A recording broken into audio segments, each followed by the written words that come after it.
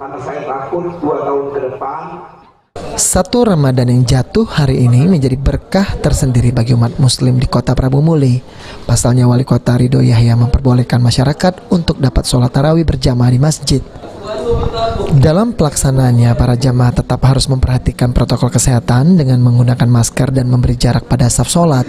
Hal tersebut juga berlaku untuk seluruh kegiatan yang berkaitan dengan Ramadan, seperti buka puasa bersama dan pasar beduk.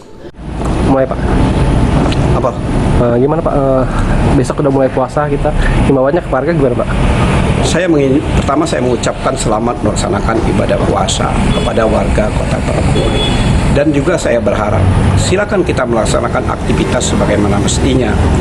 Sholat, tarawih, kemudian sholat-sholat lainnya, tapi dengan tetap mematuhi protokol kesehatan. Dan jadi masalah, silakan. Pasar beduk Pak gimana? Nah, dia aku sebut. Sementara itu mengenai jam kerja aparatur sipil negara ASN di Pemkot Prabu Muli selama bulan Ramadan yang berubah menjadi 7 jam, Ridho Yahya menghimbau kepada para pegawai untuk dapat tetap konsisten meningkatkan kinerjanya. Beni Firdaus, PAL TV.